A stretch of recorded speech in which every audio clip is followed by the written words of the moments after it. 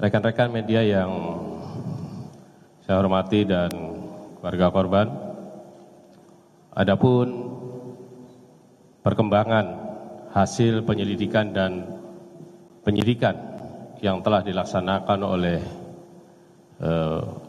Puspomal adalah akan saya jelaskan pada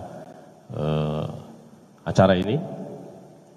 Puspomal telah melaksanakan serangkaian tindakan penyelidikan dan penyidikan secara maraton, cepat terhadap perkara pembunuhan yang terjadi di rest area kilometer 45 tol Jakarta Merak.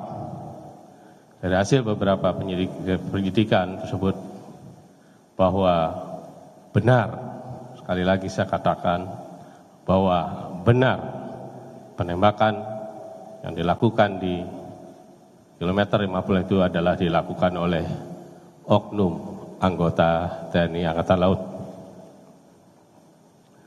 Tentunya kita Puspomal untuk membuat hal tersebut telah melakukan proses penyidikan dengan meminta keterangan para saksi. Kita sudah memeriksa 18 orang saksi yang kebetulan mengetahui terjadinya peristiwa tersebut. Dan untuk melengkapi syarat formil, walaupun kita sudah memeriksa baik saksi dan tersangka, kita perlu juga melengkapi sebagai syarat formil. Penyidik Puspomal telah melakukan penyitaan terhadap sejumlah barang bukti, di antaranya adalah mobil Daihatsu Sigra warna hitam, senjata api jenis pistol yang digunakan untuk melakukan penembakan, 5 butir kelongsong yang ditemukan di area parkiran Indomaret, baju korban, bukti transfer, dan beberapa alat bukti yang lainnya yang sudah kami sita. Setelah itu tentunya dengan adanya tadi sudah melakukan proses penyidikan baik terhadap saksi, korban, dan melengkapi barang bukti, alat bukti yang kita butuhkan, Puspomal telah melakukan rekonstruksi yang rekan-rekan media juga turut hadir. Ini dilakukan untuk membuat suatu perkara ini lebih terang dan jelas.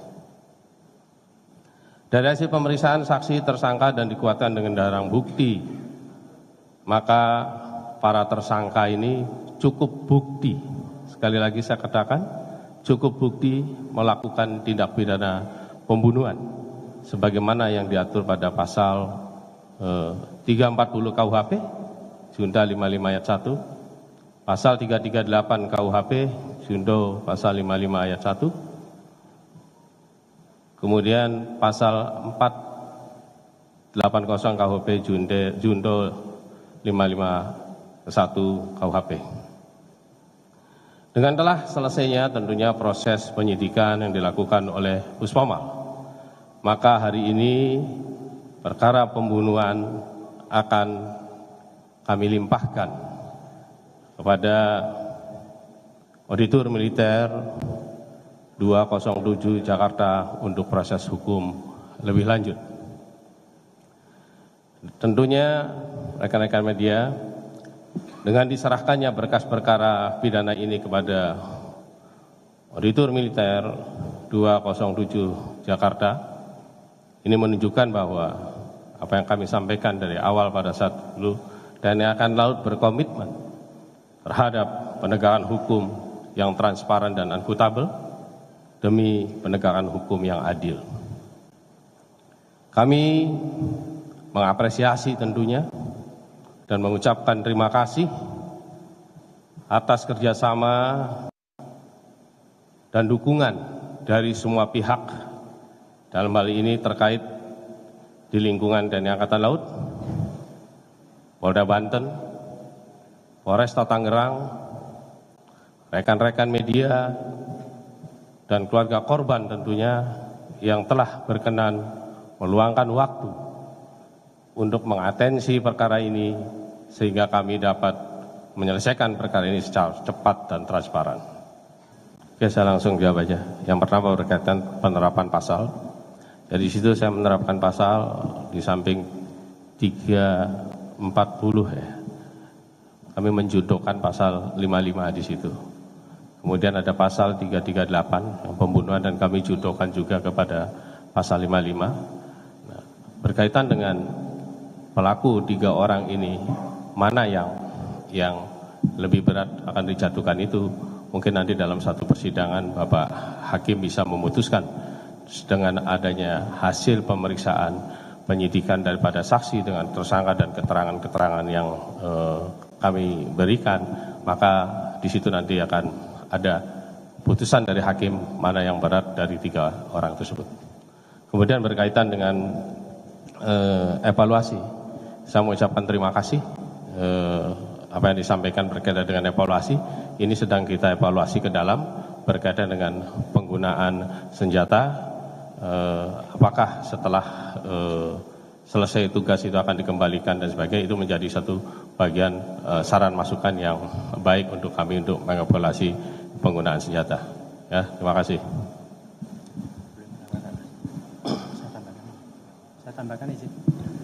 Saya tambahkan ya, terkait dengan pertanyaan tadi, ada beberapa tersangka yang dikenakan pasal 340 sama 338. Itu untuk tersangka inisial B, ya. Tersangka 2 inisial A itu disangkakan dengan pasal primer 340 KUHP Junto 55 ya. Terus subsidiarnya 338 KUHP Junto 55. Dan itu berarti ketiga-tiganya itu disangkakan juga dengan pasal 480 penadaan secara bersama-sama. Ya. Terus terkait dengan pidana tambahan, nanti akan dilihat kualitas dari perbuatan di antara 3 ini, ya. Karena dari 3 ini kan tidak ada satu orang yang tidak terkait dengan pasal 3 pembunuhan ya, berencana ataupun pembunuhan biasa. Jadi nama R itu kena pasal 480 terkait dari rekonstruksi kemarin tidak ada di lokasi kejadian. Jadi begitu kejadian itu yang saya gambarkan. Nanti di persidangan akan terungkap secara terang benderang. Saya kira begitu. Jin. Jelas ya, jadi saya katakan tadi nanti di persidangan akan lebih gamblang. Kita sudah sajikanlah fakta-fakta yang ada di lapangan secara transparan, baik dalam bentuk tadi yang kemarin kita rekonstruksi maupun dalam proses penyidikan para tersangka dan saksi. Dan menambahkan izin, jadi nanti persidangan bersifat terbuka. Peradilan militer itu sama dengan peradilan umum atau peradilan lainnya. Bersifat terbuka, tidak tertutup. Tertutup itu untuk perkara kesusilaan. Jadi di pengadilan umum itu juga kalau kesusilaan tertutup, ya, tidak kita tutup-tutupi. Jadi bersifat terbuka. Mohon silakan nanti diikuti. Ya. Jadi ininya klausul pembunuhan berencana itu adalah tersangka itu ada jeda waktu untuk berpikir. Ya, dari hasil tersangka maupun saksi, di situ ada jeda. Ketika pembunuhan biasa itu tersangka ini tidak ada jeda untuk berpikir. Ini ada jeda untuk berpikir. Ya, itu klausul diantaranya. Jadi kalau nanti dalam satu persidangan lah itu akan jelas pasal yang mana yang jelas bahwa Komit Angkatan Laut dan ini menjadi satu atensi Bapak Kasal. Kenapa kasus yang begitu besar Puspomal menyelesaikan cukup singkat menurut saya. Ya, tidak ada 1 bulan di kasus besar itu. Kenapa? Di antaranya adalah atensi pimpinan TNI Angkatan Laut untuk segera selesaikan kasus ini dengan secepat-cepatnya dan transparan. Itu atensi dari beliau. Makasih. Jadi hari ini rencana berkas akan diserahkan ke Auditorat 207 Jakarta. Selanjutnya kami sudah menghitung kira-kira 2 minggu. Nah, nanti akan kami teliti ya, hari ini kami teliti 2 minggu mungkin sudah selesai. Ya, SPH Bapat akan kami kirim ke Papra. Secepatnya kami sudah koordinasi sama Kekum, Bapak Kekum Armada untuk segera diterbitkan Kepra, keputusan penyerahan perkara, untuk dilimpahkan di Pengadilan Militer 208 Jakarta. Jadi kami maraton ya, secepat-cepatnya. Jadi maksimal kami sudah koordinasi sama staf 2 minggu, mudah-mudahan sudah selesai. Di kami ya, di auditorat ya, nanti persidangannya kami sudah koordinasi sama Pengadilan Militer untuk dipercepat dan transparan. Ya, monggo diikuti.